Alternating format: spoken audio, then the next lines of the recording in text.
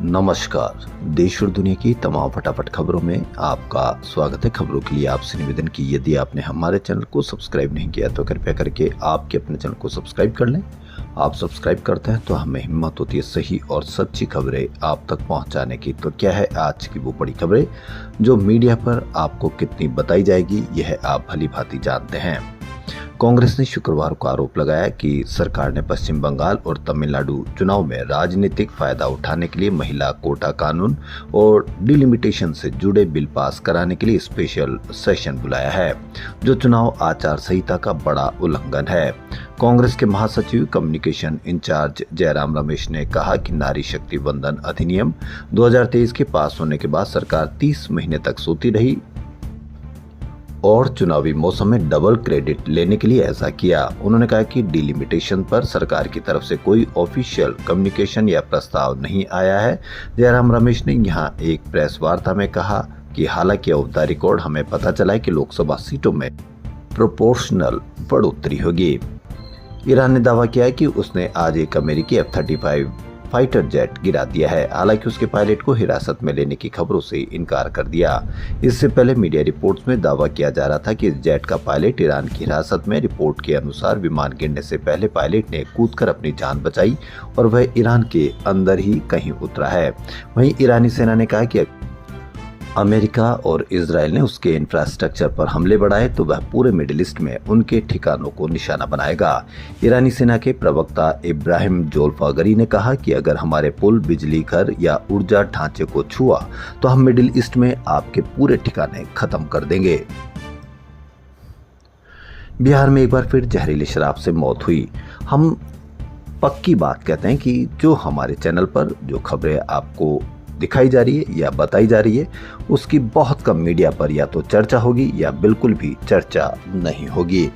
मोतिहारी में 5 लोगों की जान चली गई जबकि 15 की हालत गंभीर है। इनमें से 6 की आंखों की रोशनी चली गई। आपको कितनी खबर या कितनी परिचर्चा या कितनी चर्चा इस पर होगी, यह आप देख सकते हैं। सभी का इलाज अलग अलग अस्पतालों में चल रहा है। बीमार लोगों में से 2 की हालत नाजुक बनी हुई है। मामला रघुनाथपुरा थाना क्षेत्र के बाल गंगा गांव से शुरू हुआ, तब आसपास के इलाकों में यह फैल गया। रघुनाथपुरा थाना की बाल गंगा के संपत शाह ने दोपहर 1 बजे मुजफ्फरपुर के SKMCH में इलाज के दौरान दम तोड़ दिया। इससे पहले सुबह 2 लोगों की मौत हुई, जबकि पहली मौत कल सुबह और दूसरी कल गुरुवार रात को हुई। आपको कितनी चर्चा देखने को मिल रही है, यह आप अवश्य देख सकते हैं। देश भर में गर्मी की शुरुआत के बाद मौसम ने फिर करवट ली। राजस्थान के रेगिस्तानी जिलों जैसलमेर और बीकानेर में आज ओले गिरे। जयपुर समेत 7 जिलों में बारिश हुई। शुरू में धूल भरी आंधी चली। पंजाब के साथ चंडीगढ़, मोहाली, पंचकुला में भी मौसम बदला। मोहाली, पठानकोट और बठिंडा के कुछ इलाकों में बारिश हुई। उत्तर प्रदेश में वाराणसी समेत कई जिलों में तेज धूल भरी आंधी के साथ बारिश हुई। प्रयागराज और जौनपुर सहित 7 जिलों में तेज हवा चली और बारिश हुई। चित्रकूट में बिजली गिरने से 2 और ललितपुर में 1 व्यक्ति की मौत हुई। दिल्ली में शुक्रवार सुबह धूल भरी आंधी चली, जिससे कई हिस्सों में विजिबिलिटी कम हो गई। 3 की मौत, फिर भी कहीं कोई खबर नहीं। पंजाब से राज्यसभा सदस्य राघव चड्ढा को नेता पद से हटाए जाने को आम आदमी पार्टी ने सामान्य कार्रवाई बताया। पार्टी ने राघव चड्ढा से पूछा कि वह देश और पार्टी से जुड़े मुद्दों पर भाजपा या मोदी सरकार के खिलाफ क्यों नहीं बोल रहे हैं, लगातार पार्टी लाइन के खिलाफ काम क्यों कर रहे थे। मुख्य चुनाव आयुक्त के खिलाफ महाभियोग के प्रस्ताव पर हस्ताक्षर करने का मामला हो या LPG संकट पर सदन में बोलने का मौका, राघव चड्ढा ने पार्टी व्हिप का उल्लंघन क्यों किया।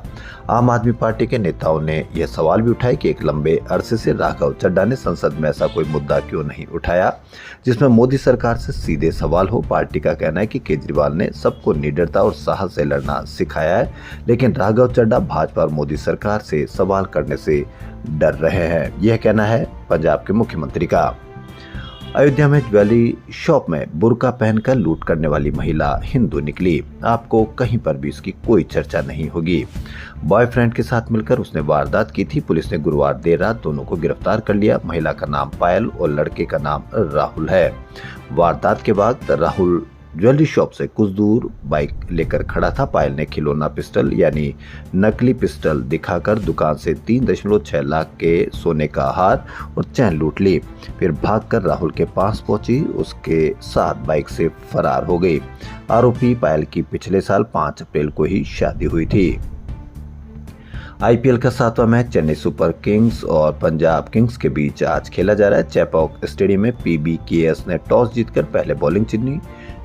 चेन्नई ने अनकैप्ड ऑलराउंडर प्रशांत वीर को डेब्यू कैप सौंपी है। पंजाब ने कोई बदलाव नहीं किया। चेन्नई सुपर किंग्स ने अनकैप्ड ऑलराउंडर प्रशांत वीर को डेब्यू कैप सौंपी।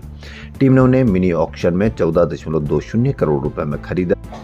वे लेफ्ट आर्म स्पिन के साथ लेफ्ट हैंड से बैटिंग भी करते हैं। तो देश और दुनिया की तमाम फटाफट खबरों में फिलहाल इतना ही। धन्यवाद।